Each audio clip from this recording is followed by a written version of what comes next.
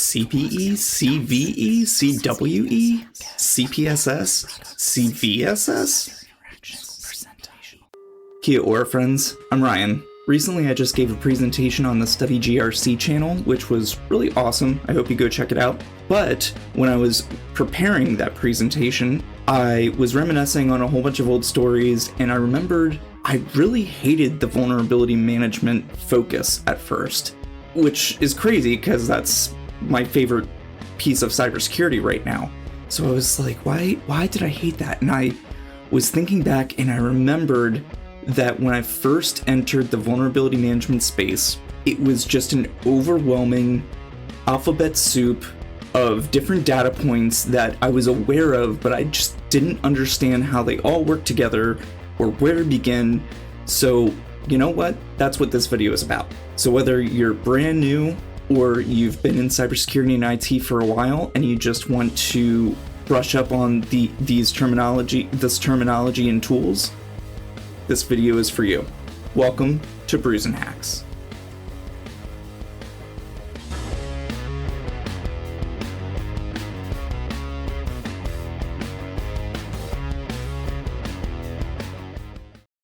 Thanks for joining me for this video.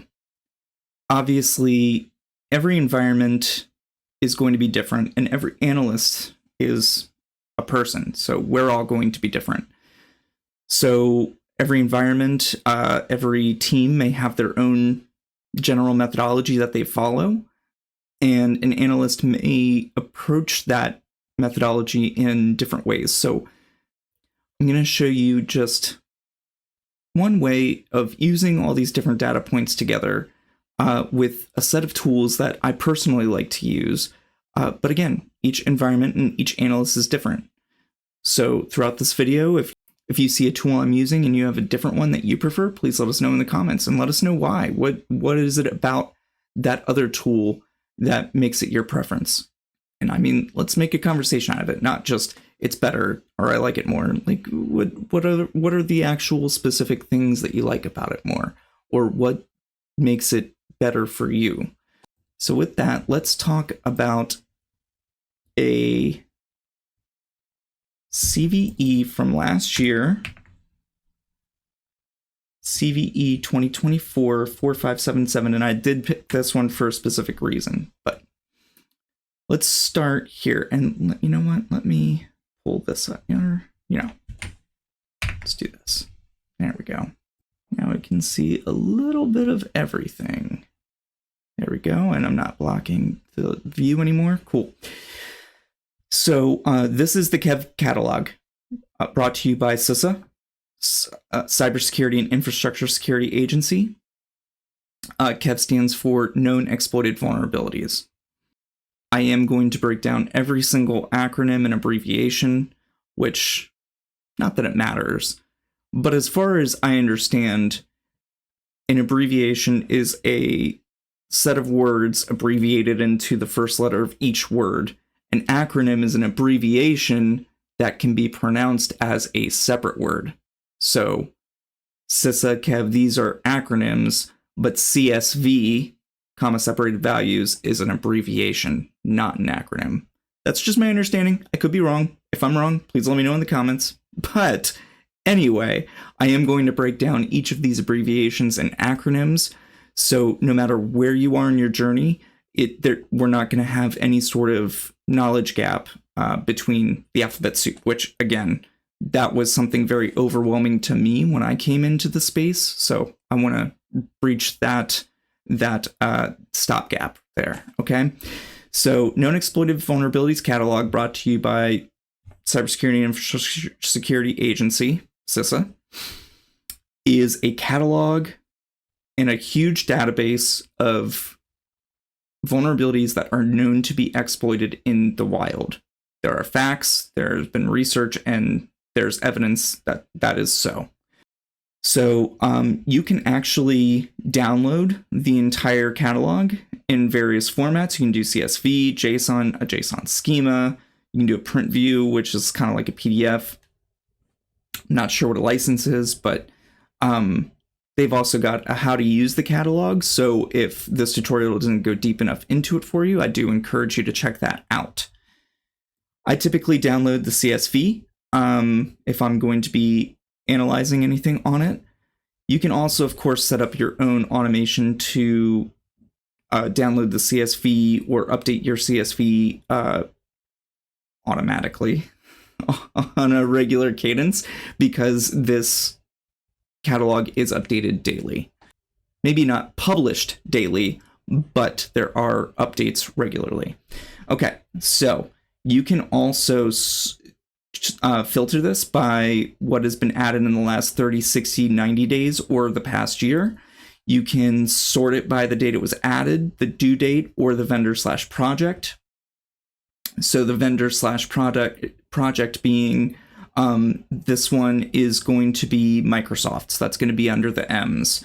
This one is going to be RAR Lab or RAR Lab. Actually, that might be under W for WinRAR. I'm not sure.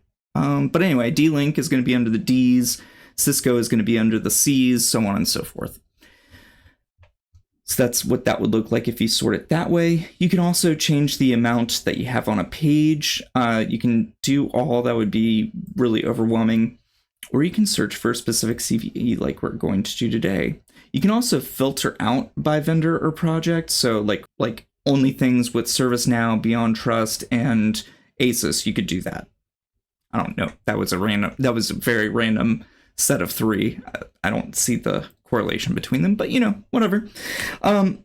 Okay, so today we're working with CVE 2024-4577. I picked this one for a very specific reason. First and foremost, this is a PHP vulnerability. If you're new to the space, you will come to find these are not few and they're not very far between. But it is a command injection vulnerability, specifically on Windows-based PHP and in CGI mode. Contains OS command injection vulnerability that allows for arbitrary code execution. This is a patch bypass from a much, much earlier CVE being found in 2012. I also want to break down the CVE number. I was originally going to edit this out, but I'm going to leave this in because, I think it's important for you to see that even I forget what acronyms and abbreviations stand for. CVE stands for Common Vulnerabilities and Exposures. I was thinking Common Vulnerability Enumeration, because CWE is Common Weakness and Enumeration, but just look it up. It's totally fine. Punch imposter syndrome in the throat. There's no way you can remember all these acronyms and abbreviations. Or if you can, great for you. I cannot. And it's not a big deal. It's not a big deal. Like I said at the top, this is all just alphabet soup. But anyway, breakdown of how the CVE is built. So CVE, common vulnerability, and I already forgot what it was. Common vulnerabilities and exposures. Jeez. Okay. CVE, common vulnerabilities and exposures. The year that it was found, so 2012 for the original, 2024 for this one. And then this number set at the end, I was mistaken for a long time. I thought that it would be like 00001, 00002, but it's not. Each project/vendor is given a certain block of numbers, and that's how the number is determined. It's whichever number in the year that it's found, given their block of numbers. So this is no sequential order other than with PHP project, right? Okay, so just wanted to make sure that was known. We have this related CWE, which is a common weakness enumeration. We are going to look into that, so I'm going to open that up. Good, you're open there. Now, this is another important field. So, known to be used in ransomware campaigns. It is known. So there is high confidence evidence that ransomware threat actors are targeting this vulnerability specifically. And then it'll have the actions. So this field will say either known or unknown. Okay, so if it's unknown, it's not false because you can't prove a negative, right? It's just not known whether or not they're actually targeting it yet. But for it to say known, there is good substantial evidence that a ransomware threat actor or multiple are targeting this. For action, apply mitigations per vendor instructions or discontinue the use of the product if mitigations are unavailable. This is a very common action. The language will slightly change, but that's usually what you're going to see. You're going to see the date added. So this was added over a year ago. Today is, as you can see at the top, August 14th, 2025. This was added 2024, June 12th.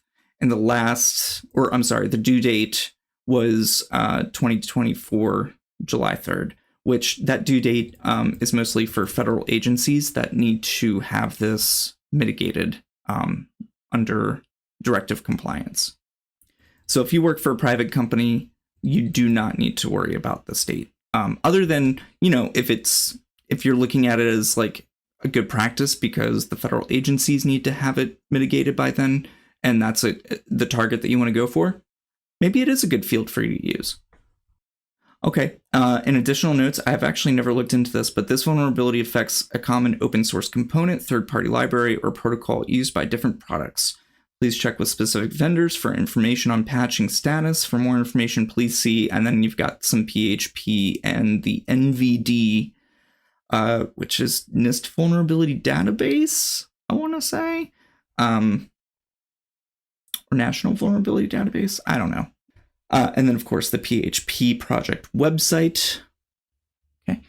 All right. So EPSS is the exploit prediction scoring system. Actually, you know what? This is important. Let's go to this first. Okay. And we'll go ahead and open that to take a look at it later. Okay. NVD stands for National Vulnerability Database, given to you by NIST, National Institute of Standards and Technology. I wasn't sure I was going to get that one off the top of my head. So with the National Vulnerability Database, you get a more in-depth description. Okay, so this was specifically in PHP versions 8.1 before 8.1.29, 8.2 before 8.2.20, and 8.3 before 8.3.8, and specifically with PHP CGI on Windows.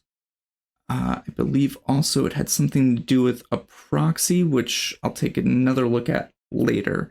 But anyway, so you get an additional description here. Now, I didn't realize I was covering that up. Oh well, you can still see a good portion of the screen, so that's all good. Here's another abbreviation that you may have heard of before and just need a little bit of a breakdown for.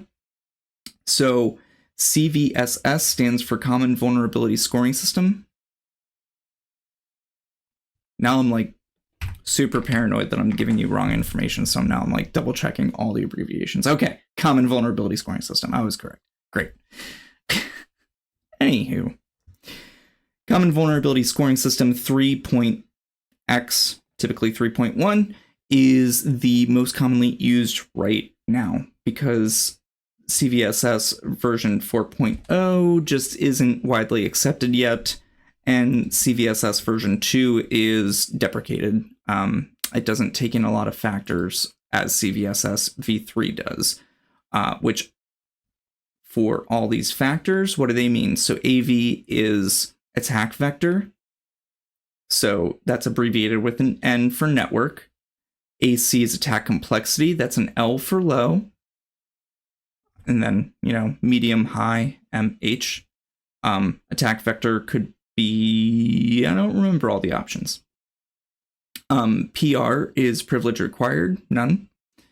UI is user interaction, none. S is scope, unchanged. C is confidentiality, high. I is integrity, high. and A is availability, high. So these are all the factors that go into making the CVSS score, and all those variables put together come out to be a 9.8 critical. Then there's additional links and everything. And then this also points to the common weakness enumeration.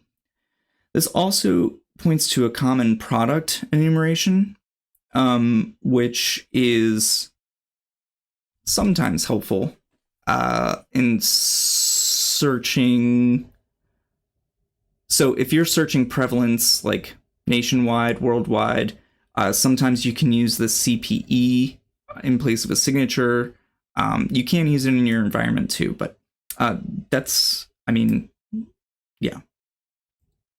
And it also shows like the basic numbering convention and all of the individual possible enumerated numbers for which are affected by this vulnerability. Is the best way to put that. Don't worry about that too much. That's like finding all of the things, right? All right. Now on to, we know that the CVSS is 9.8, which is pretty high, right? But let's talk about risk. Okay, risk is the product of probability and impact. So impact is very objective, right? Or I'm sorry, impact is very subjective. And that 9.8 for entity A may not be a 9.8 for entity D. It may be 7.2, right?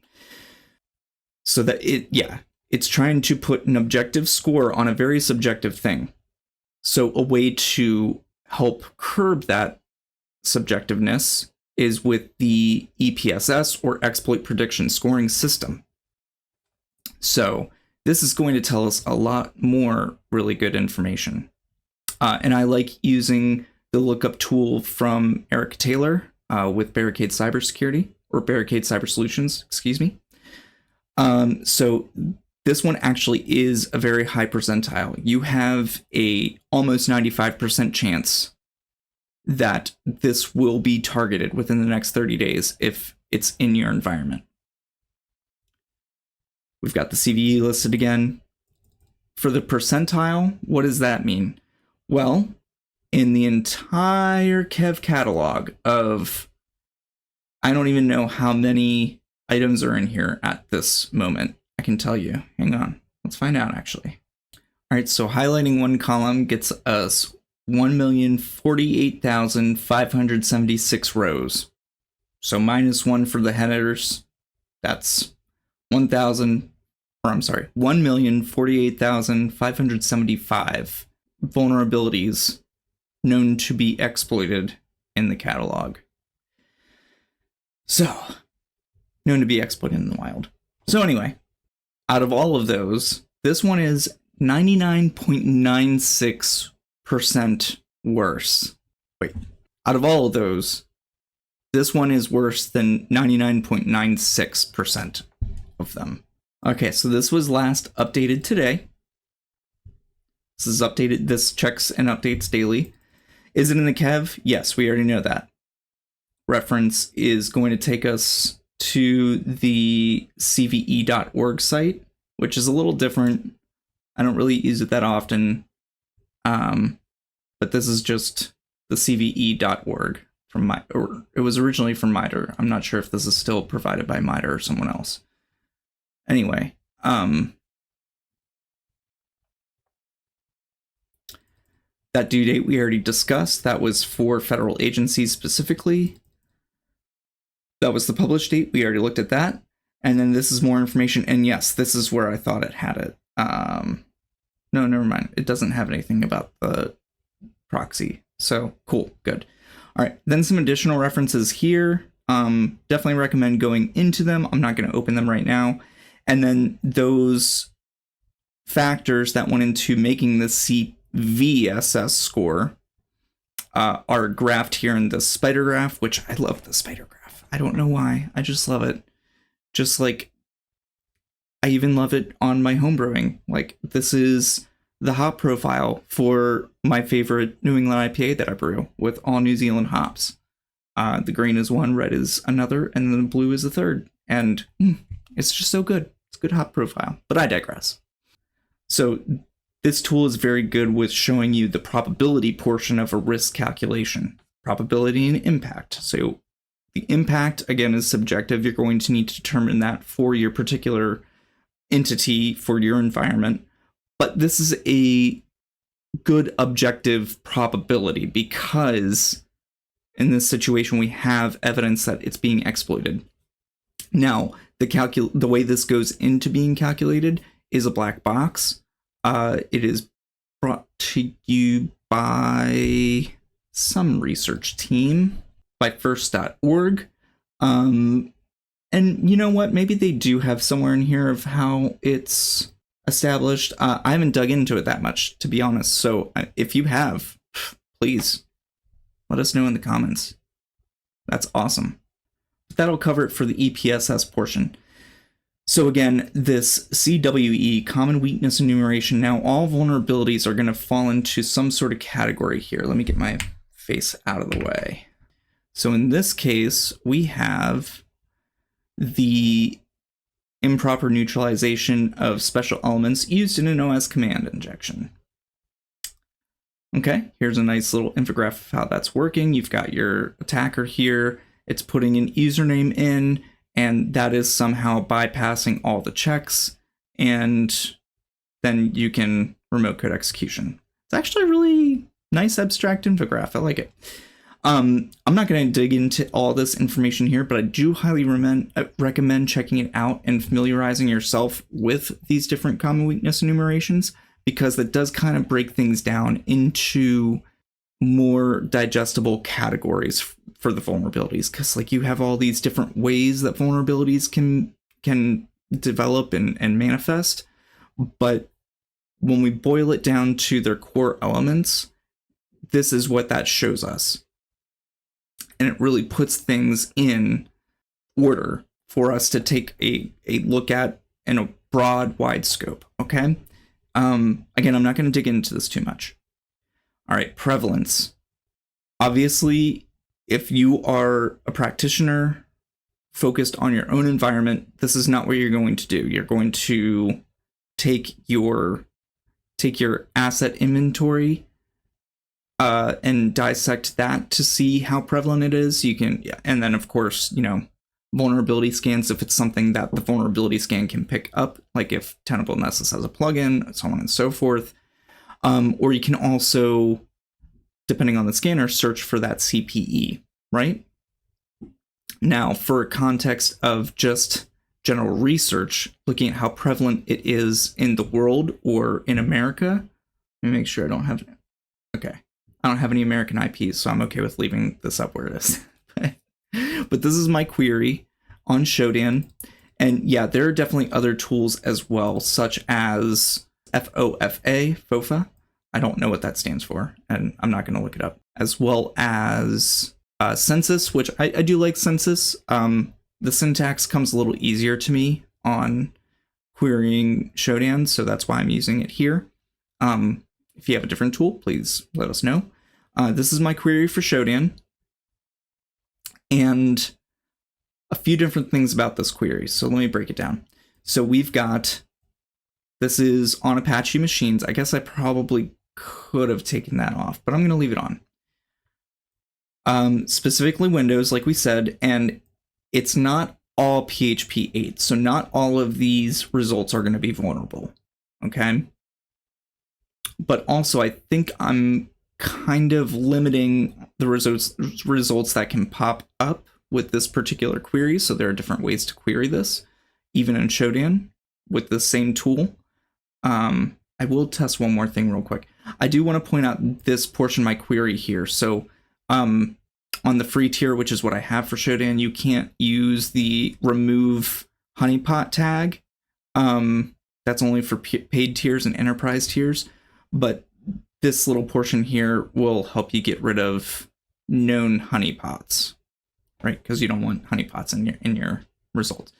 So before I try something else, I want to look at the numbers. So yeah, 5,403 overall is a pretty good outcome, considering that this vulnerability was added to the KEV over a year ago, right? But let's look at it from the attacker standpoint. If I'm a ransomware threat actor that is targeting I'm not, but if I were targeting this vulnerability, that's still 5,000 chances to get paid, right? If any of these endpoints has some sort of money, that's 5,000 chances to get paid. All right, I want to see if removing Apache it will increase this at all. Not really, very, very limited by like 30. So yeah, that's prevalence from a researcher standpoint, right? Okay, so this is talking about the changelog, in this case specifically 8.4.11, 10. So this is the complete changelog for PHP. I'm not going to break this down, but researchers can use this to determine, what was changed in version to version, right? When you're looking at news reports, definitely look at the sources. So Qualys is, of course, a good source, being a vulnerability scanner. Windows is a good source, considering that this is on Windows-specific machines. So this was a really great breakdown. And we're going to go into... So this is actually a great opportunity to bring this up. So this video is kind of like an intro video about how to use these different tools to create an analysis. But also this particular vulnerability, CVE 2024-4577, I'm going to show you on a video on September 1st how to set up your own lab from scratch on the Windows machine, on a Windows virtual machine, how to use the exploit and how the exploit works. So I hope to see you back for that. But this is going to give us more information into that, so I'm definitely going to be reading this.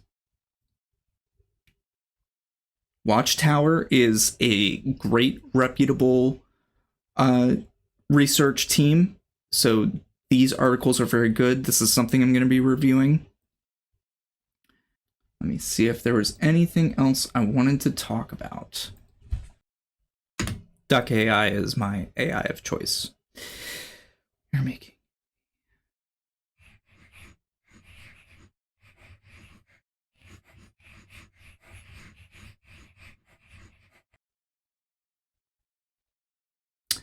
Very cool. All right, so Apache HTTP server. Apache is one of the most widely used web server software here. You know what? I suck at reading things out loud. Let's just give you this. Apache is one of the most widely used web server software platforms, known for its flexibility, power, and open source nature. Developed by the Apache Software Foundation, it was first released in 1995 and has since become a cornerstone of the web, serving millions of websites.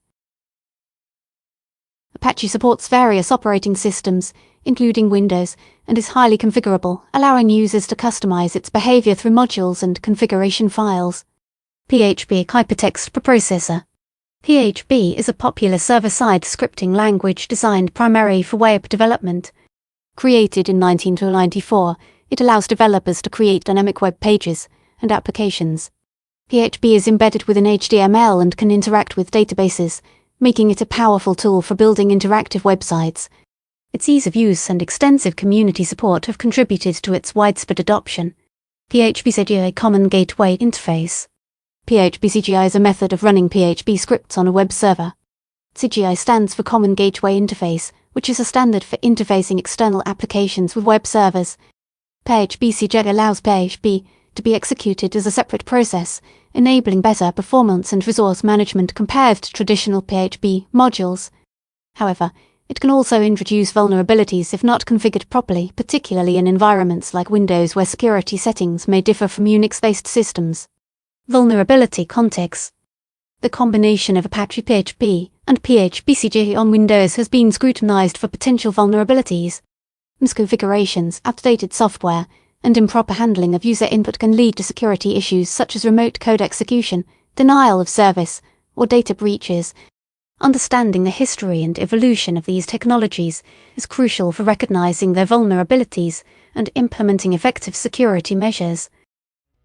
This overview provides a foundational understanding of Apache, PHP, and PHP-CGI, setting the stage for a deeper exploration of specific vulnerabilities and their implications in web security. Well, thank you, SpeechNote. I would have stumbled so much trying to read that out loud myself. Thank you, GPT, for scripting a better overview than I could have in a million years. And thank you, friends, for hanging out with me for this video. If this video helped you at all whatsoever, I would love to know. If you do not want to put anything publicly, please reach out to me directly. My LinkedIn information is in the About section below, in the description below. So I do hope to see you on September 1st for that teaser that I talked about. We're going to show you how to set up a lab to demonstrate this exploit, show you what actual pieces are vulnerable and how the exploit is working every step of the way. And with that, I hope to see you then, September 1st. Until then, kia ora.